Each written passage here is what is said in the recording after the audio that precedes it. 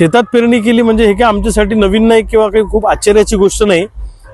माझे आई वडील शेतातच काम करतात अजूनही, आणि मी पण सुरुवातीपासून म्हशीचे दूध काढण्यापासून, गाईची दूध काढण्यापासून, शेण काढण्यापासून, तिफन येटण्यापासून, बैलाची नाथन घालण्यापासून, वखर आणण्यापासून, नागर आणण्यापासून सगळे कामं आजपर्यंत केलेले आहे।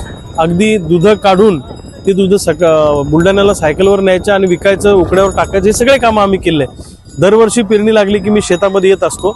आजही मी सगळ्या कुटुंबासहित माझे आई वडील, पत्नी, वहिनी, भाऊ, आम्ही सगळेच आज शेतामध्ये दिवसभर पेरणी केली। सोयाबीन पेरलं, उडीद मूग पेरलं। आता पाऊस आल्यामुळं थोडी पेरणी थांबवली, कारण चिखल झालेला आहे शेतामध्ये, आणि हे काय आमच्यासाठी नवीन नाही। पण ईश्वराजवळ आज एक प्रार्थना केली की हा खरीपाचा हंगाम सोयाबीन कापसाचा शेतकऱ्यांना चांगला आला पाहिजे, अशी ईश्वरचरणी प्रार्थना केली।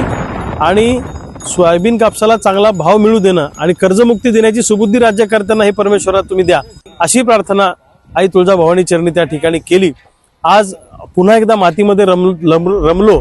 शेणामुताचा वास जो आमचा ऊर्जा देणारा वास आहे तो अंगाला लागला, हाताला लागला, त्यामुळे एक नवी ऊर्जा लढायला आज या ठिकाणी मिळाली। आणि शेताभातामध्ये सगळ्यांशी बोलता आलं, शेतकऱ्यांशी बोलता आलं, शेतात मातीमध्ये रमता आलं। मला एक वेगळी ताकद घेऊन मी पुन्हा एकदा निघालेलो आहे।